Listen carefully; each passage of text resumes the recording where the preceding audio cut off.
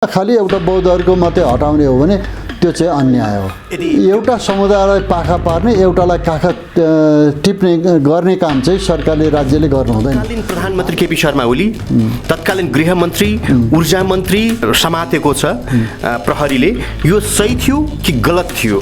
तर धेरै वर्ष भइसक्यो यहाँहरूको भाषण र यो अभिव्यक्तिमा मात्र सीमित भइरहेको छ। अब पहिला त जनताले हामीलाई विश्वास गर्नु पर्यो। विश्वास नगरे पनि त होइन नि, यहाँहरूलाई नगरे पनि त होइन नि। सबैभन्दा ठुलो हामी गरेर देखाउँछु, यो कुरा फेरि तपाईँको सपनाको कुरा होइन। सङ्घीय संसदमा यहाँहरूको सबैभन्दा ठुलो दल पनि त बनाइदियो नि होइन। हामीले नीति र कार्यक्रम आफ्नो जे थियो त्यही लगेर जनतामा जानुपर्छ। हामी कहाँ अल्मल्यौँ भन्दा चाहिँ अरू दलसँग अल्मल्यौँ हामी पनि बिग्रियौँ हो। हाम्रो नीति कार्यक्रम स्वीकार गरेको छ हामीले। तपाईँहरूको विश्वास आर्जन गर्ने गरेर खडा हुनेछौँ, तर हामीलाई तपाईँहरूको सहयोग चाहिन्छ। तर धार्नी पुग्दैन नि यहाँहरूको। होइन, धार्नी पुग्ने कुरामा सहयोग चाहिन्छ। तपाईँलाई हामी जे आवाज उठाउँछ त्यसलाई समर्थन गर्नु मात्रै भए पनि पुग्छ। सडकमा जानु पर्यो अब फेरि पनि। सडकमा स्वागत छ यहाँलाई मान्यज्यू। धन्यवाद। सन्चै हुनुहुन्छ? चलिरहेछ। आदिवासी जनजातिको प्रतिनिधित्व गर्दै तामाङ समुदायबाट हजुर चाहिँ नेकपाको तर्फबाट सङ्घीय संसद हुनुभएको छ। सुरुमा यहाँलाई बधाई छ। धन्यवाद। अब जस्तो तामाङ समुदाय चाहिँ पोलिटिक्समा अलिकति पछि परेको भन्ने त्यो खालको पनि कुराहरू उठिराखेको छ, यहाँलाई के लाग्छ? त्यो होइन, त्यो एकदम यथार्थ हो। तामाङहरूमा सांस्कृतिक चेतना आएको छ, तर राजनीतिक चेतना छैन। त्यसो भएको हुनाले यो तपाईँको के अरे राजनीतिक चेतना हुनु र नहुनेले चाहिँ समाजमा त्यो समुदायको विकास कति भएको छ भन्ने कुरालाई मापन गर्छ। र अहिले हामीले के देख्छौँ भन्दाखेरि तामाङहरूको नेपालको कुल जनसङ्ख्यामा 6% जति तामाङहरूको जनसङ्ख्या छ। अनि 275 को चाहिँ प्रतिनिधि सभा अनि माथिल्लो 59 गर्दाखेरि 334 जना हुन्छ। 334 जनामा 6%ले हामीले गऱ्यौँ भने 18, 20, 21 जना चाहिँ तामाङहरूको प्रतिनिधि चाहिँ संसदमा, सङ्घीय संसदमा हुनु पर्थ्यो। तर अहिले हामी जम्मा 6 जना छौँ। खस आर्यहरूको जनसङ्ख्या 31% हो। उहाँहरूको अहिले चाहिँ उहाँले ओगटेको सिट कति हो भन्दा 51% चाहिँ सङ्घीय संसदको सिट चाहिँ उहाँहरूले ओट्नु भएको छ। 31%ले चाहिँ होइन, 51%, 6%को चाहिँ अब 6 जनाको हिसाब गऱ्यो भने त्यो कति होला भन्दा 2% पनि होइन, पुग्दैन। त्यसो भएको हुनाले यही कुरालाई मात्रै हेरियो भने पनि हामी के बुझ्न सक्छौँ भन्दा तामाङहरूको राजनीतिक चेतना होइन, अथवा राजनीतिक सक्रियता या सत्तामा तामाङहरूको चाहिँ तपाईँको पहुँच चाहिँ कम छ भन्ने कुरा प्रमाणित हुन्छ। यो चाहिँ यो राजनीतिक चेतना नचाहेर हो कि पारिएको हो कि के हो खासै? होइन, पहिलो कुरा त हामीले यस्तो यो कुरालाई कुन समुदायको हैसियत के छ, कसरी छ भन्ने कुरा यो ऐतिहासिक सन्दर्भमा हेर्नुपर्छ पहिलो कुरा चाहिँ। र आजसम्मको इतिहासले के गर्यो भन्दा तामाङहरूलाई चाहिँ तपाईँको जब राज्य बन्यो त्यहाँदेखि चाहिँ तपाईँको किनारा लगाउँदै आयो होइन। तामाङहरूको भूमि खोज्ने, भाषा खोज्ने, धर्म खोज्ने, तपाईँको जीवन होइन, संस्कृति खोज्ने। र यसो भएको हुनाले स्वाभाविक रूपमा तपाईँ भाषाबाट होइन, सरकारी भाषाबाट विमुख हुनु साथै उसले सरकारको कुरा बुझ्दैन। जब आर्थिक रूपमा चाहिँ पराधीन हुन्छ या चाहिँ कमजोर हुन्छ या चाहिँ उनको होइन तपाईँको आर्थिक रूपमा सबल हुँदैन, उनले चाहिँ अरूसँग प्रतिस्पर्धा गर्न सक्दैन। त्यो कारणले गर्दा पछाडि पर्नु स्वाभाविक हो। र हिजो त राज्यले के भने तामाङहरूलाई कुनै पनि सरकारी होइन जागिरमा अथवा सरकारको कामकाजमा चाहिँ सामेलै गर्दैन थियो। त्यसकारण अहिलेको तामाङहरूले त्यसको विरासत बोकेर आएको छ होइन, अथवा त्यो विरासत चाहिँ अहिले चाहिँ बोकेर आएको कारणले तामाङहरू पछाडि पर्नु। कुनै समुदाय यस्तो हुन्छ जो चाहिँ पछि परौँ भन्ने हुन्छ, हुँदैन नि होइन। के कुनै मानिस चाहिँ के अरे तपाईँको जन्मदै पछाडि पर्ने के अरे तपाईँको निधारमा लेखेर आएको हुन्छ, त्यस्तो पनि हुँदैन।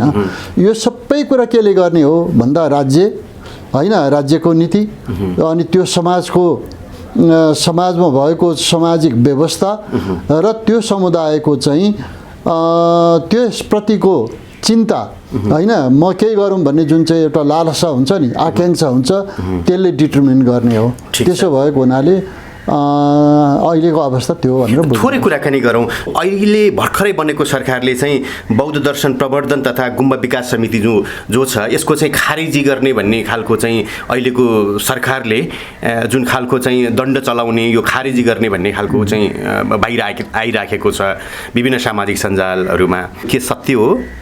अब यो कुरामा अब उनीहरूले जबसम्म निर्णय गर्दैन र बाहिर आउँदैन, अहिले त खालि हल्लाकै भरमा छ।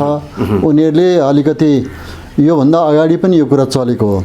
केही संस्थाहरू यस्ता छन् जो चाहिँ पहिलाका दलहरूले यो त अझ तपाईँको पञ्चायतकै बेलामा पञ्चायतमा अब तपाईँको चाहिँ बौद्धहरूलाई खुसी पार्नुपर्छ भनेर यो चाहिँ ल्याइएको हो।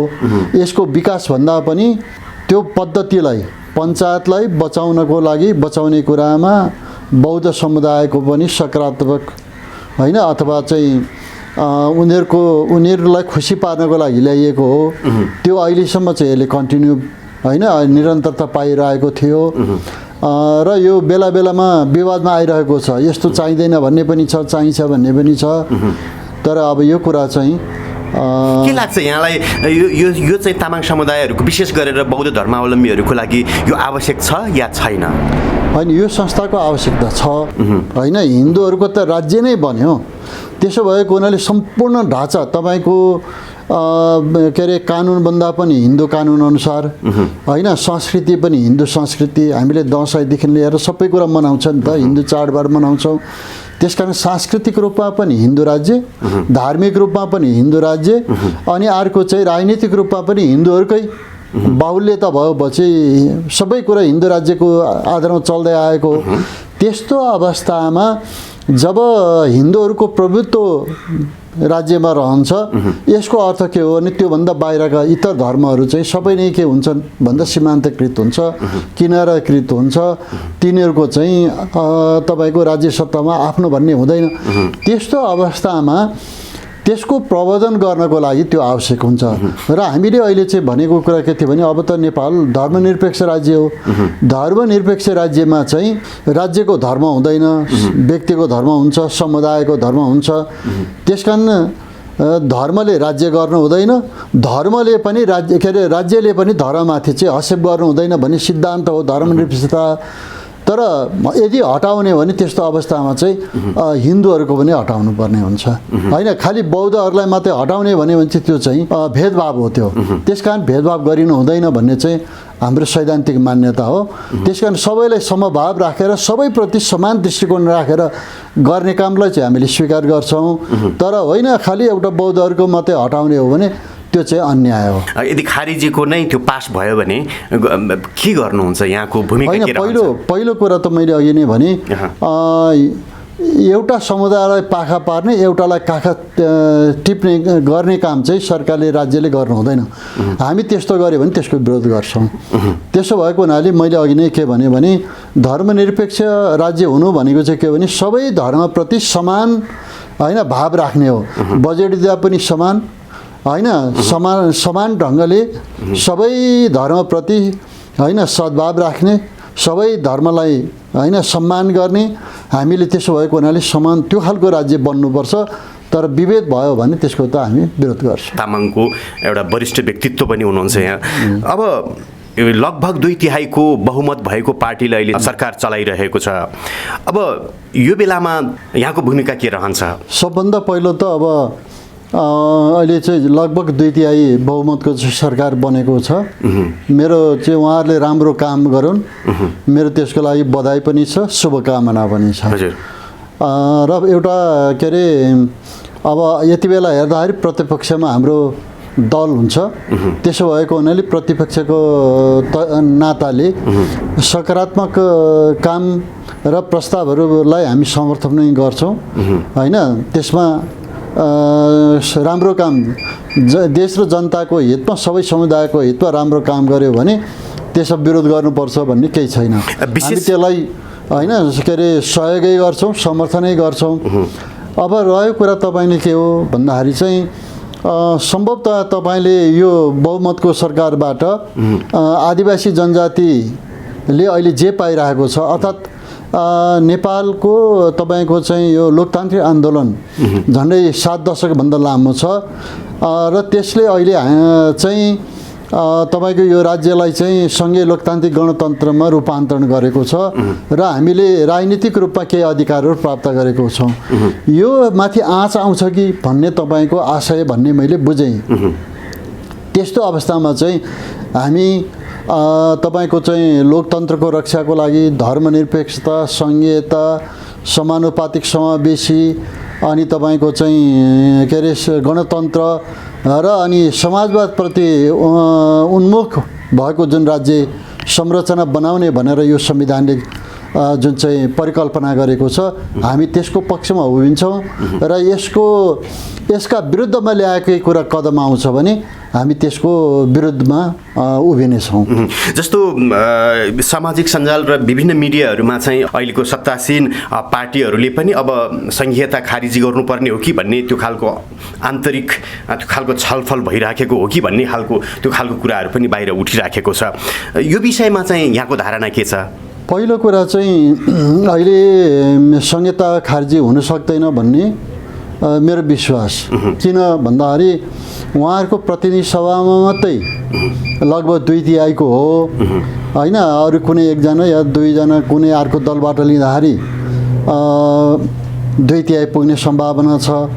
तर नेपालको संविधान संशोधनको लागि चाहिँ त्यस्तो अवस्थामा चाहिँ सङ्घीय संसदकै चाहिन्छ भने मतलब राष्ट्रिय सभा र प्रतिनिधि सभा दुवै ठाउँमा 2/3 बहुमत चाहिन्छ, जुन कुरा उहाँहरूसँग छैन।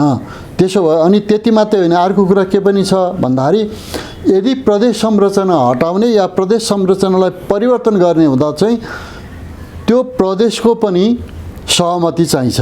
त्यसले त्यो प्रदेश सभाले पनि त्यसलाई चाहिँ स्वीकार गर्नुपर्ने हुन्छ। उहाँहरूको प्रदेशमा पनि उपस्थिति छैन। त्यसो भएको हुनाले संघीयता खारिज हुन्छ, उहाँहरूले गर्नुहुन्छ भन्ने कुरा वैधानिक रूपमा त्यो सम्भव छैन। त्यसो भएको हुनाले त्यो कुरा चाहिँ काल्पनिक होला।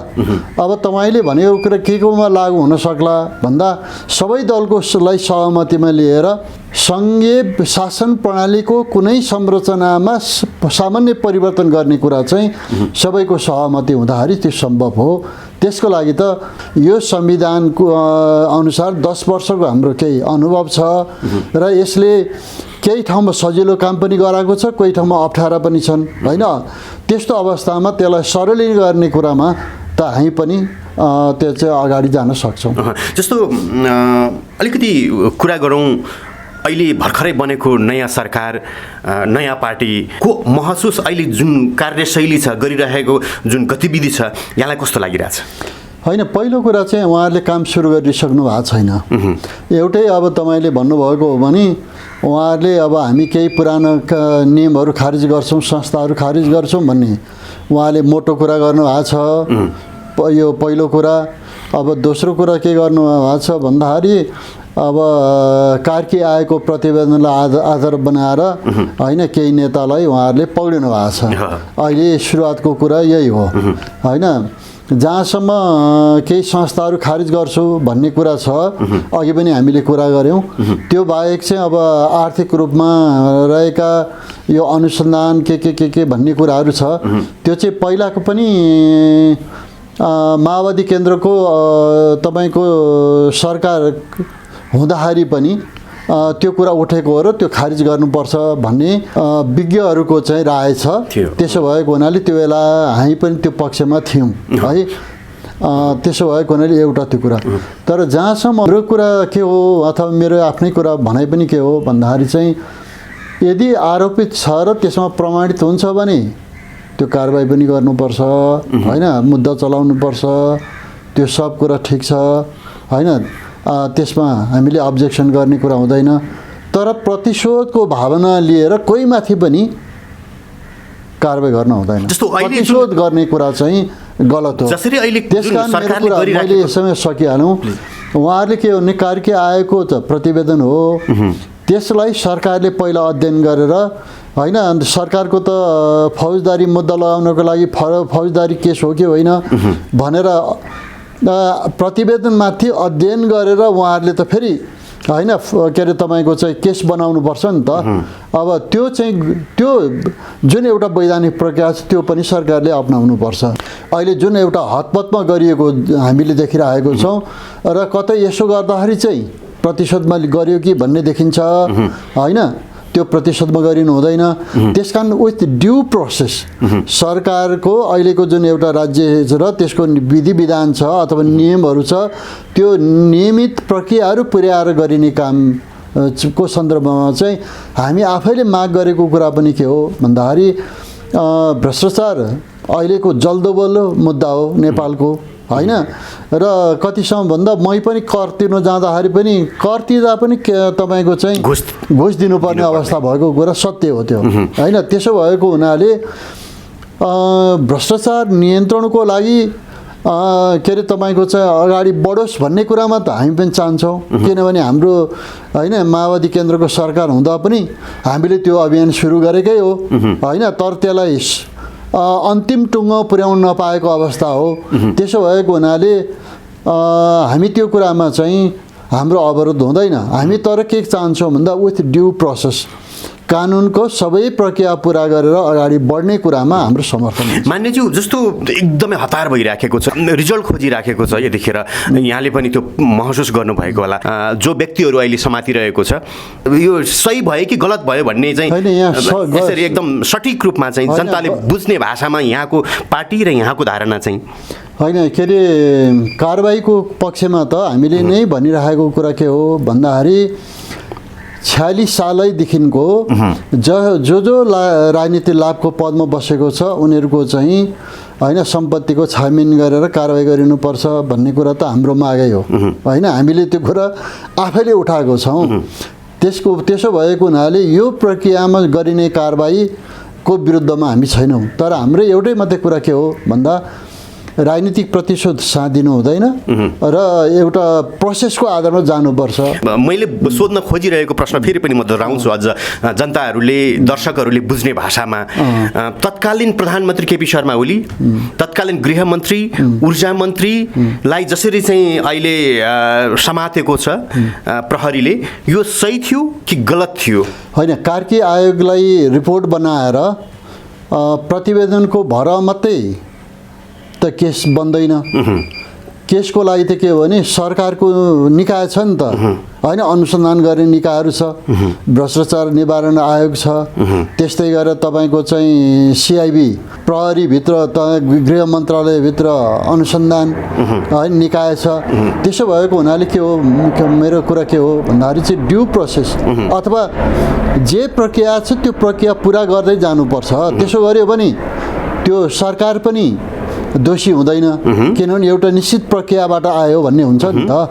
तर अहिले के देख्यो भन्दा रातारात उठाएर ल्याइयो, प्रोसेस चाहिँ बनेको छैन भने त्यो चाहिँ कति प्रतिशत के अरे होइन प्रतिशोध लिन लाग्यो कि भन्ने एउटा जनतामा परेको छ। त्यसका यस्तो प्रक्रियाबाट सरकार जानु हुँदैन। तर जेन्जी नानी बाबुहरू जो भाइ बहिनीहरूलाई गोली लागेर जसरी ढल्यो त्यसको जिम्मेवारी त प्रधानमन्त्री लिनुपर्छ। त्यसमा मेरो अघि नै भने नि सरकार तत्कालीन सरकारले त्यसको जिम्मेवारी लिनुपर्छ होइन। त्यो ज्यादती गरेको छ भने त्यसको जिम्मेवारी लिने होइन, सजाय पनि हुनुपर्छ। तर एउटा प्रक्रियाबाट जानुपर्छ सरकार, किन भन्दाखेरि प्रक्रिया मिचेर गयो भने चाहिँ त्यसले अराजकता पैदा गर्छ क्या। त्यसो कारण अराजकता पैदा गर्ने हो भने राज्य त रहिरहन्छ नि त, यो आजको दिनको लागि मात्रै त होइन होइन। अनि राजनीति गर्ने व्यक्तिमा त आज नै तपाईँको देश छाडेर त भाग्ने हुँदैन। सङ्घीय माननीयज्यूको नजरमा चाहिँ के रहेछ यो? त्यो होइन, त्यो एउटै मात्रै कुरा के हो भने उहाँहरूले कारबाही गर्नुपर्छ भन्ने कुरामा दुई मत छैन। तर अब प्रक्रिया चाहिँ पुर्याएर जाओस् भन्ने कुरा चाहिँ हो। जनताले के खोजिरहेछ भने अहिले चाहिँ एकदमै तुरुन्तै रिजल्ट आइदियोस् भन्ने पनि होइन। रिजल्ट आउनुपर्छ, तर यसो नि त तपाईँको चाहिँ रिजल्ट आउने नाममा चाहिँ कसैलाई यो चाहिँ मलाई मान्छे मन परेको छैन भनेर चाहिँ तपाईँको चाहिँ ल्याएर थोतेर ल्याएर चाहिँ जताबै गरियो भने के हुन्छ भन्दा त्यसले चाहिँ अराजकता निम्ति आउँछ। भनेको थोरै भए पनि प्रतिशोध छ भन्ने कुरा हो। अब म प्रतिशोध र यसमा म अहिले जान्न, तर त्यसो गरियो भने प्रतिशोध साँधेको देखिन सक्छ, त्यो गर्नु हुँदैन। ठिक छ। अब दिनौँ अहिले पनि अझै पनि रोकेका छैन युवाहरू विदेश पलायन हुनको लागि, प्लेन चढेर जानको लागि हतारिँदैछन् युवाहरू। अब तपाईँ एकजना सङ्घीय माननीयज्यू पनि हुनुहुन्छ, अब यहाँको भूमिका के रहन्छ उहाँहरूको लागि, विशेष गरेर नेपालका युवा जगतको लागि? यहाँको पार्टी, यहाँको व्यक्तिगतदेखि लिएर यहाँहरूको अवधारणा के छ? मेरो कुरा चाहिँ के छ भन्नुहुन्छ र मैले यसको विश्लेषण पनि गरेको छु। पार्टीको नीति र कार्यक्रममा पनि हामीले भनेका छौँ। त्यो कुरा के हो भन्नुहुन्छ भने यो सन् 1992मा चाहिँ निजीकरण र उदारीकरणको चाहिँ कानुन ल्याइयो नेपालमा। अनि त्यसले के गरियो भन्नुहुन्छ भने नेपालमा भएका जति उद्योग थियो, सरकारी सार्वजनिक उद्योग थियो, त्यो निजी व्यक्तिलाई बेचियो है। अनि निजी व्यक्तिले किनेकोले त्यो जमिन चाहिँ त्यो के अरे उद्योग नचलाइकन अन्यत्र अन्य काममै त्यसलाई प्रयोग गर्यो होइन। त्यस कारण उद्योग खुलेन। दोस्रो के भयो भन्नुहुन्छ भने नेपालका जति पनि उद्योग व्यापारी के अरे उद्योग व्यवसायहरू थियो, तिनीहरूले चाहिँ बाहिरबाट व्यापार गर्दाखेरि बढी नाफा हुने हुनाले उद्योगमा लगाउने पैसा पनि व्यापारिक कुरामा होइन, आयात निर्यातको वस्तुमा लगायो, सेवा उद्योगमा लगायो। यसले गर्दा नेपालमा उद्योगमा ह्रास आयो, नेपाल औद्योगिकरण हुन सकेन। त्यो कारणले नेपालमा प्रत्येक वर्ष 5,90,000 युवाहरू चाहिँ श्रममा आउँछ है। श्रम शक्ति चाहिँ त्यति चाहिँ हरेक वर्ष थपिन्छ। अब त्यो व्यक्ति कहाँ जाने त? उद्योग धन्दा चाहिँ होइन बन्द भयो। त्यसो भएको हुनाले त्यो क्रम चाहिँ अगाडि बढिरहेको छ। त्यस कारण अहिलेको अवस्था के हो त भन्दा नेपाललाई औद्योगिकरण लैजानुपर्छ। त्यसको मतलब के भने उत्पादनमा हामी लाग्नुपर्छ। हामीले चाहिँ के भनेको छ, 3टा कुरा भनेको थियौँ। एउटा चाहिँ हरेकलाई कृषिमा संलग्न गर्ने, अनि कृषि पनि औद्योगिकरणको प्रयोग हुने वस्तुको उत्पादनमा कृषिलाई लगाउने। त्यसो भएपछि कृषिको उत्पादन बढ्छ, औद्योगिक उद्योगहरूको चाहिँ कच्चा पदार्थ पनि बढ्छ होइन। त्यसो भएपछि रोजगारीको सृजना हुन्छ पहिलो कुरा। दोस्रो कुरा के हो भन्दा अहिले कृषिमा लागेको मान्छेहरूको पनि मार्केट छैन भन्ने छ। हामीले के भनेको छ भने अबको तपाईँको प्रदेश र स्थानीय तह चाहिँ ले किसानहरूको उत्पादनलाई बजारीकरण गर्ने कुरामा उनीहरूले सहजीकरण गर्नुपर्छ। त्यसो भएर म आफै भएको सरकारमा जाने भएको भए त मैले त के गर्ने थिएँ भने नेपालको हरेक किसानलाई कृषि उत्पादन लगाउने, स्थानीय तहलाई तपाईँको चाहिँ बजार सहजीकरणको एजेन्ट खोल्न लगाउने र तपाईँको औद्योगिकरणमा राज्यले पनि औद्योगिकरण गर्ने होइन। राज्यले पनि उद्योग धन्दाको विकासमा चाहिँ हात हाल्ने। यसो गरियो भने उद्योग धन्दाको पनि विकास हुन्थ्यो, उत्पादन हुन्थ्यो, अनि तपाईँ युवाहरू चाहिँ बाहिर जानुपर्ने थिएन। पहिलो कुरा यो हो। दोस्रो कुरा के छ भने बाहिर गएर जे सिकेको छ तिनीहरूलाई चाहिँ उद्योग व्यवसाय उद्यम सञ्चालनको लागि राज्यबाट चाहिँ सुविधा प्रदान गर्ने होइन। आर्थिक रूपमा अहिले के छ भन्दा ब्याङ्कमा पैसा थुप्रेको छ। त्यो ब्याङ्कको पैसा होइन, ब्याङ्कमा जुन जम्मा भएको पैसा छ त्यसलाई चाहिँ बाहिरबाट आएकोहरूलाई उद्योग खोल्नमा चाहिँ प्रोत्साहित गरेर उहाँहरूले सिकेको ज्ञान सिपलाई पनि प्रयोग गरेपछि नेपालमा चाहिँ 5 वर्षभित्रमा हामी केही कुरामा आत्मनिर्भर हुन्छौँ होइन। उत्पादनमा हुन सकिन्छ, मासुमा हुन सकिन्छ, सागसब्जीमा हुन सकिन्छ। यसो गरेर नेपाललाई चाहिँ नयाँ ठाउँमा लैजान सकिन्छ।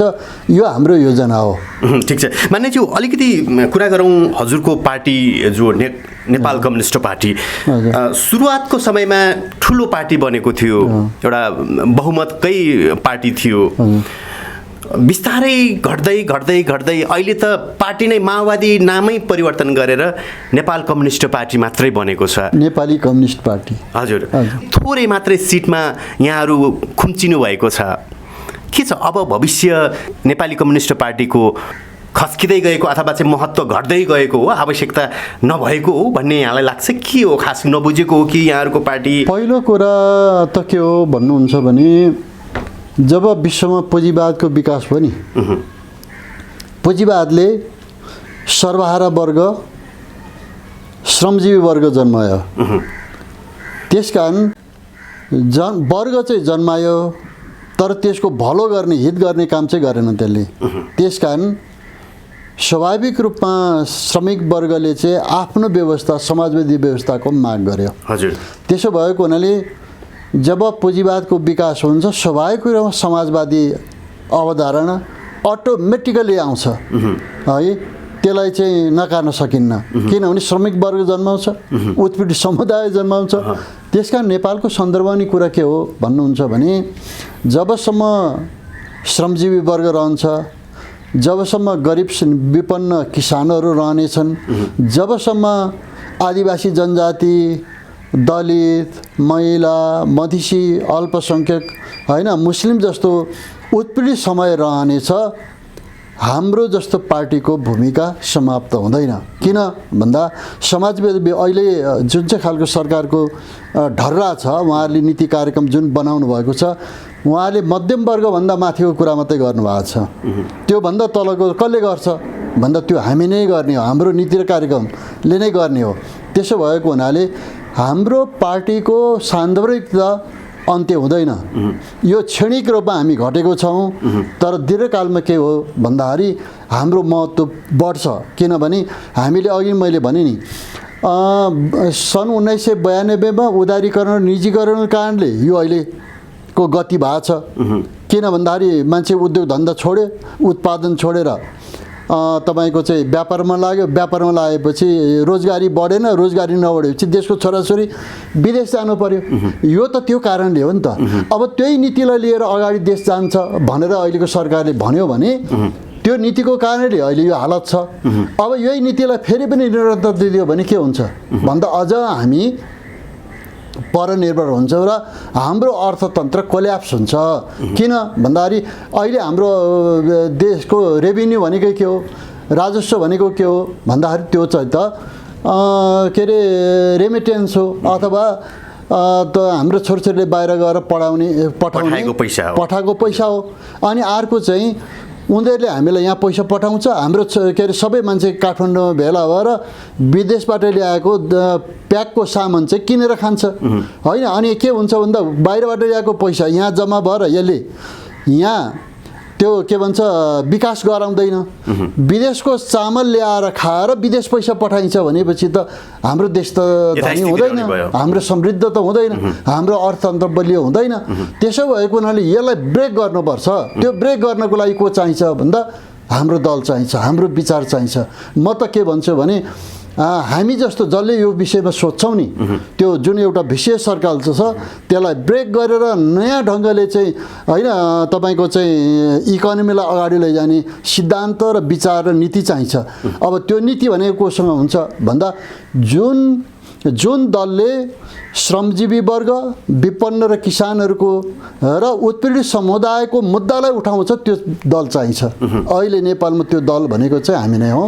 त्यसो भएको हुनाले भविष्य हाम्रो छ र जनताले फेरि हामीलाई खोज्नेछ। जनताहरूलाई हजुरहरूले बुझाउन नसक्नु भएको हो होइन। यसको 2-3वटा कुरा छ।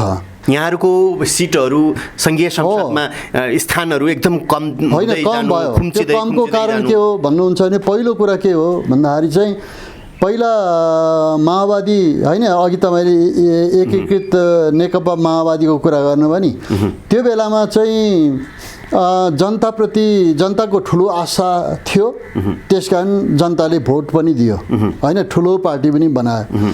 तर त्यो बेलामा 1-2वटा केही तपाईँको चाहिँ पार्टीले गर्न नसकेको कुरा चाहिँ हामीले आत्मसात गरेको छौँ। पहिलो कुरा के गर्न सकेन भन्दाखेरि पहिलो संविधान सभाबाट जे जस्तो चाहिँ संविधान बनेको थियो त्यो घोषणा गरेको भए अहिलेभन्दा प्रगतिशील संविधान बन्थ्यो र तपाईँको जनताको त्यो जुन आशा थियो नि माओवादीप्रतिको त्यो मर्ने थिएन।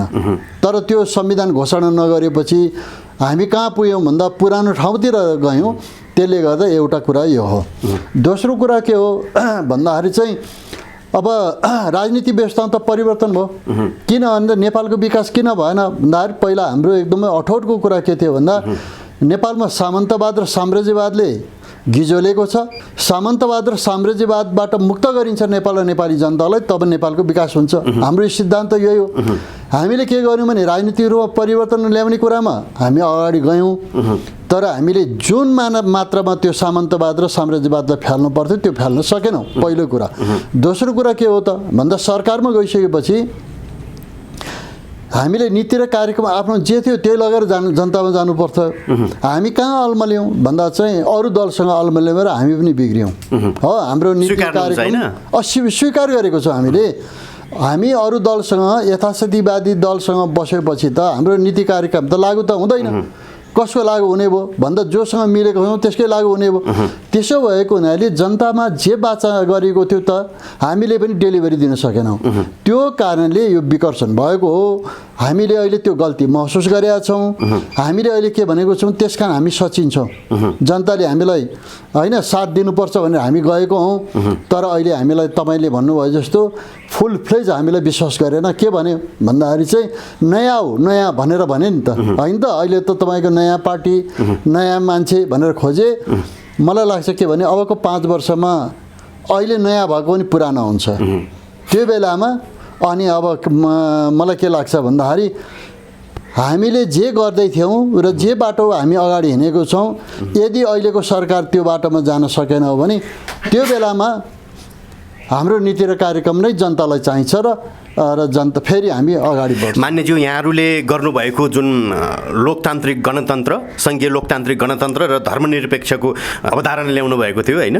तर त्यही खारिज गर्ने त्यो पनि बाहिर आइराखेको छ। अहिले फेरि हजुरहरूलाई फेरि खोज्छन् भनेर जनताले त्यो कसरी तपाईँ प्रस्ट्याउनुहुन्छ? कुरा चाहिँ के भने अहिलेको संविधानमा टेकेर खारिज हुँदैन। निश्चित त हुनुहोस् होइन। निश्चिन्त भएर बस्नुभयो हुन्छ। अहिलेको संविधानले खारिज गर्न दिँदैन। संविधानले खारिज गर्यो भने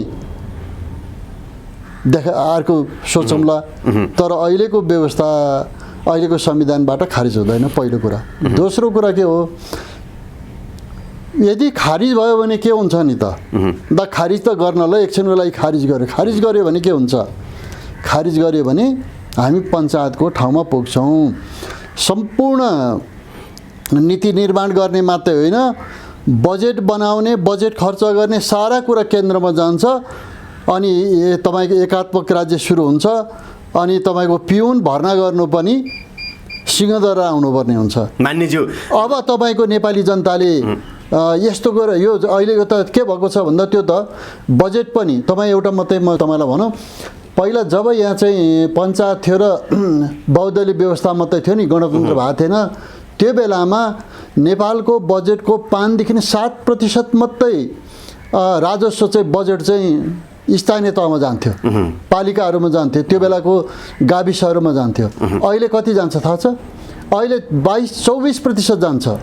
प्रदेशसँग गएर त 34% के अरे 30% जान्छ।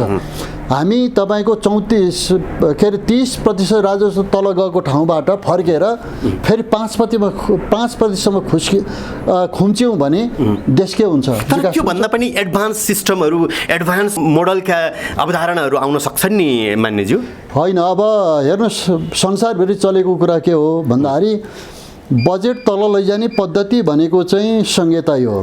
खास गरिकन बहुजातीय देशमा 3वटा कुरा संहिताले अहिले सम्बोधन गरेको छ। पहिलो के हो नेपालमा थुप्रै समुदाय छ त्यसका थुप्रै समुदायलाई राज्य सत्ताको के अरे राज्य सत्ताको मालिक बनाउनु पर्छ भनेर विभिन्न लेभलमा मान्छेहरूलाई होइन समुदायलाई ल्याउने काम गरेको छ होइन। हिजो जुन कुरा हुँदैन थियो अहिले त्यो कुरा भएको छ।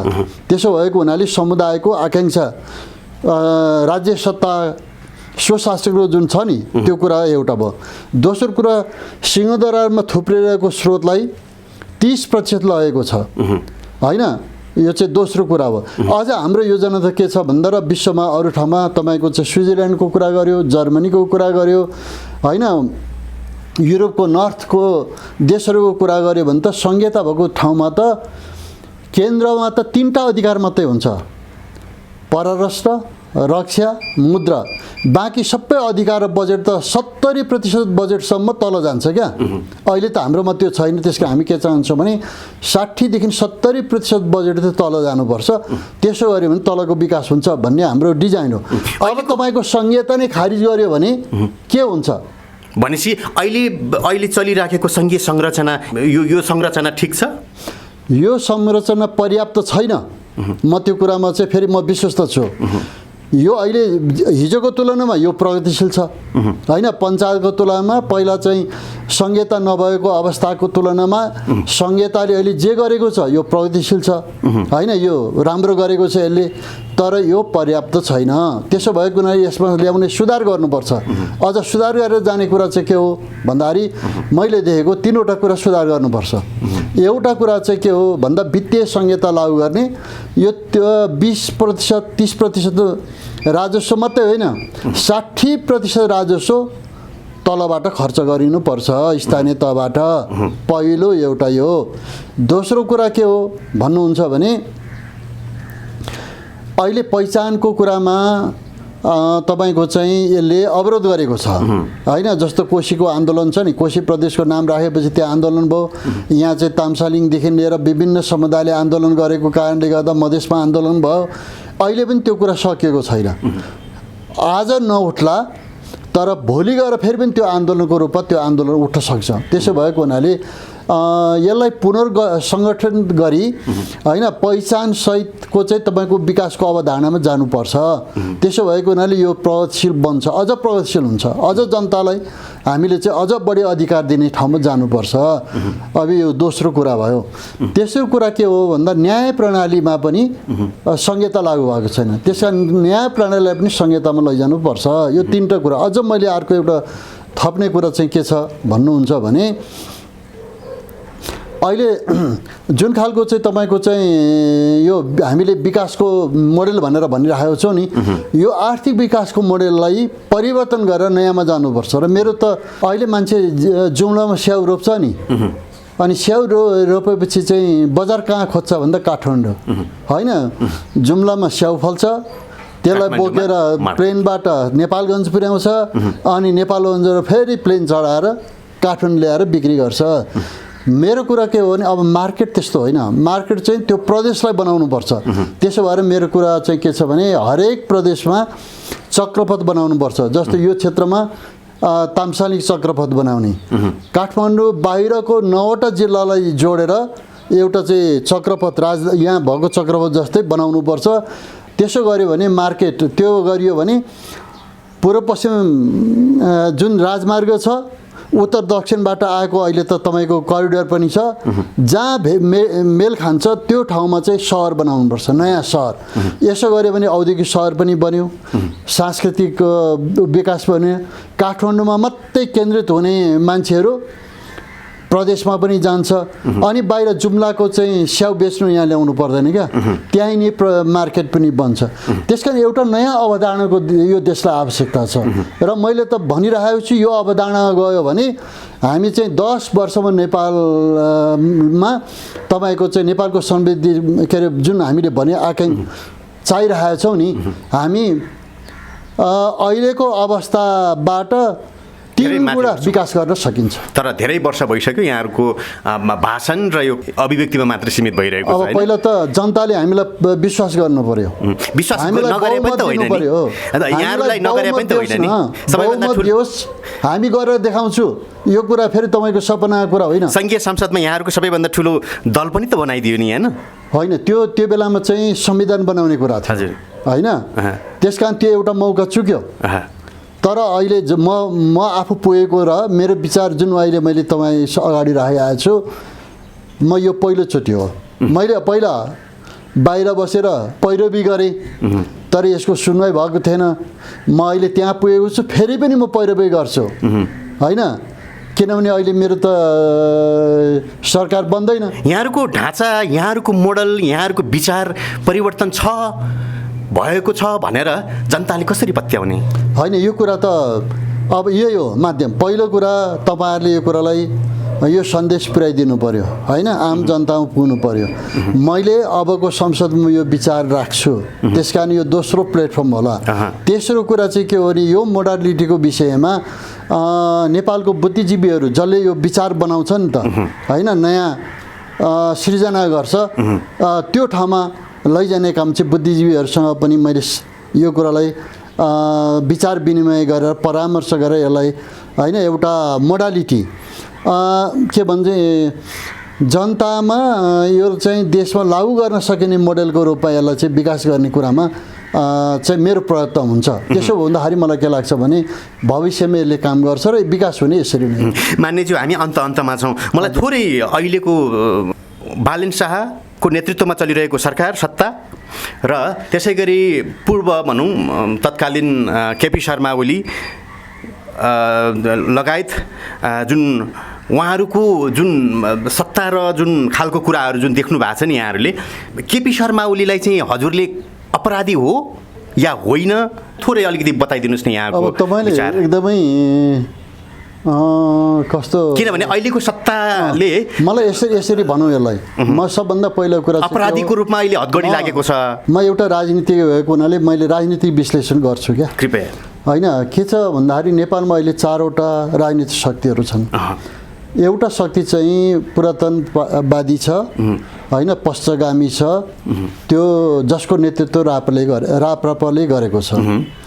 दोस्रो चाहिँ यथास्थितिवादी छ, जस्तो छ त्यस्तै चलाउने अनि मिलेर बाँडी खाने, त्यो चाहिँ होइन एमाले र काङ्ग्रेसले गर्दै आएको थियो।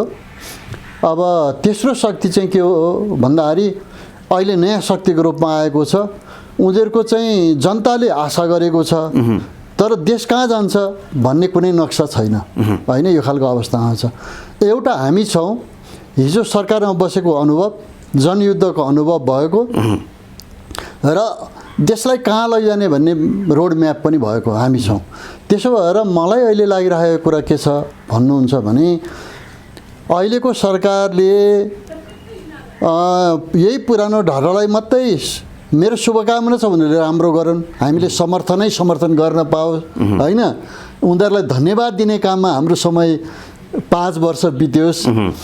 तर उनीहरूले तपाईँको चाहिँ आजसम्म उनीहरूको एउटा सैद्धान्तिक दृष्टिकोण नबनेको कारणले अहिले त्यहीँ जान्छ भन्ने कुरा छैन। त्यसो भएकोले हामीले 100 दिन त उहाँहरूको काम त हेरौँ, होइन, पहिलो कुरा यो। अर्को कुरा चाहिँ के मलाई लागिरहेको कुरा के हो भन्दाखेरि यो दृष्टिकोणले हेर्दाखेरि चाहिँ राजनीतिक रूपमा अब केपीको दृष्टिकोण पुरानो भयो, त्यसले यो मुलुकलाई अगाडि बढाउन सक्दैन भन्ने कुरा चाहिँ भएर जनता यसको उनले चलाएको विकास मोडेल, उनले गरेको नीतिको विरुद्ध त यो जेन्जी विद्रोही नै भइसक्यो नि। हाम्रो पार्टीले त्यो कुरालाई हामीले सकारात्मक लिएको छौँ। त्यसो भएको हुनाले अब सकारात्मक दिशामा लैजाने कुरामा हाम्रो भूमिका हुन्छ, होइन। हामी के चाहन्छौँ भन्दा अहिलेको बालेन सरकारले पनि सकारात्मक बाटोमा जाने कुरा माने हामीसँग सहकार्य गरोस्, हामी सहकार्य गर्ने, होइन, गर्न तयार छौँ भन्ने कुरा यति चाहिँ राखौँ। तर यो दोषी करार गर्ने कुरामा अहिले नै उपयुक्त हो भन्ने मलाई लाग्छ। मान्यज्यू, यो खालको कुरा मैले किन पनि गरेँ भने अहिले चाहिँ 70-75 जना बालबालिका भाइ बहिनीहरू मात्रै मरेको छ, होइन, उनीहरूले न्याय पाउनुपर्छ। अथवा म के भन्छु भन्दाखेरि चाहिँ जुन खालको घटना घट्यो नि, होइन, त्यो दुइटै उकास्नेले पनि दण्ड पाउनुपर्छ, होइन। हाम्रो कानुनले त के भन्छ भने तपाईँको एउटा अन्तर्राष्ट्रिय कानुन छ, बाल अधिकार भन्ने छ। बाल अधिकारले के भन्छ भने जोखिमपूर्ण काममा, आन्दोलनमा, उद्योगमा 18 वर्षभन्दा मुनिको बालबालिकालाई प्रयोग गर्न पाउँदैन र प्रयोग गर्ने पनि दोषी हो, होइन, प्रयोग गर्ने पनि दोषी हो र तपाईँको त त्यो प्रयोग गर्नको लागि उत्साहित गर्ने पनि दोषी हो। त्यसो भएको दुइटैलाई माथि कारवाही हुनुपर्छ भन्ने कुरामा मेरो चाहिँ मत छ। उसो त यहाँहरूले 10 वर्ष जनविद्रोह गर्दा 17,000 त फेरि यहाँहरूकै हातबाट चाहिँ मरेको हो नि, होइन। हाम्रो त्यसको 5,000 त प्रचण्डले नै स्वीकारिसकेको छ, होइन। तपाईँले ठिकै कुरा गर्नुभयो। त्यो चाहिँ के हो भन्दा त्यो त घोषित युद्ध थियो, होइन, लुकाएर होइन। जस्तो अहिले जुन जेन्जी विद्रोह भयो त्यो चाहिँ घोषणा गरेर हामी हतियार उठाउँछौँ भनेर विद्रोहीले भनेको थिएन र तपाईँको चाहिँ सरकारले पनि हाम्रो नियमले चाहिँ हाम्रो जुन कानुन छ, हाम्रो कानुनले शान्तिपूर्ण भेला हुने चाहिँ छुट दिएको छ, होइन। त्यो त गर्न पाउने अधिकार हो। शान्तिपूर्ण विद्रोह त प्रत्येक नागरिकको अधिकारको कुरा हो, त्यो जुनसुकै बेला पाउनुपर्छ भन्ने हो। त्यस कारण त्यसको समर्थनमा म छु। त्यसो हुँदाले राज्यले तपाईँको निहत्ता कुनै पनि हतियार नभइकन शान्तिपूर्ण भेला भएको प्रदर्शनकारीहरूमाथि हतियार उठाउनु त्यो गलत हो होइन। त्यो चाहिँ सरकारले गर्न पाउँदैन, अन्तर्राष्ट्रिय कानुनले पनि मान्दैन, नेपालको कानुनले पनि त्यसलाई छुट दिँदैन। त्यस कारण त्यो दण्डनीय छ भन्ने कुरामा मेरो एकदमै स्पष्ट मत छ त्यसमा। हस्, हामी अन्तमा जाउँ। अन्तमा हामीलाई हेरिराख्नुभएका तमाम दर्शकहरूलाई के भन्न चाहनुहुन्छ? मैले दर्शकहरूलाई मैले भन्ने 3वटा कुरा होला। पहिलो कुरा के हो भन्दा अहिले उम्मेदवार नचिनिकन पनि निर्वाचित गरेर धेरै मानिसहरूलाई तपाईँहरूले पठाउनु भएको छ। उहाँको नीति कार्यक्रम केही नबुझिकन पठाउनु भएको छ। मेरो कुरा चाहिँ के छ तपाईँहरूलाई भन्दाखेरि उहाँहरूलाई खबरदारी गर्नुहोला, गलत ढङ्गले तपाईँहरूको मत प्रयोग होला। त्यसो भयो भने तपाईँहरू सचेत हुनुहोस्, मेरो पहिलो कुरा। दोस्रो कुरा, हामी अहिले निश्चित रूपमा थोरै सङ्ख्यामा छौँ, हामी प्रतिपक्षमा छौँ। हामी प्रतिपक्षको धर्मनिर्वाह गर्छौँ। श्रमजीवी जनता, विपन्न किसान र तपाईँको उत्पीडित समुदायको पक्षमा डटेर होइन यो समुदायको हक अधिकार रक्षाको लागि, उनीहरूको विकासको लागि हामी प्रतिबद्ध छौँ। हामी धोका दिने छैनौँ होइन। तपाईँहरूको विश्वास आर्जन गर्ने गरेर खडा हुनेछौँ, तर हामीलाई तपाईँहरूको सहयोग चाहिन्छ। तर धार्नी पुग्दैन नि यहाँहरूको? होइन, धार्नी पुग्ने कुरामा सहयोग चाहिन्छ। तपाईँलाई हामी जे आवाज उठाउँछ त्यसलाई समर्थन गर्नु मात्रै भए पनि पुग्छ। सडकमा जानु पर्यो अब पनि सडकमा। अब यदि त्यो हामीले गरेको ठिक कुरा छ भने त्यो त समर्थन गर्नु पर्यो नि त। त्यस कारण यो दोस्रो कुरा। तेस्रो कुरा के हो भन्दा अहिले राष्ट्रिय तपाईँको स्वाधीनता अत्यन्त कमजोर अवस्थामा छ। त्यसकारण हामी त्यसको लागि पनि लड्नुपर्छ। त्यस्तो अवस्थामा चाहिँ तपाईँ जुनसुकै दलको हुनुहोस्, तपाईँहरू जुनसुकै खालको विश्वास राख्नुहोस्, तर राष्ट्र बचाउने कुरामा सबजना एक हुनुपर्छ। मेरो यो 3वटा कुरा चाहिँ यहाँहरूसँग अनुरोध भन्नुहोस्, मेरो चाहिँ आग्रह भन्नुहोस् होइन, मेरो प्रतिबद्धता भन्नुहोस्। मैले यो आशा गर्छु।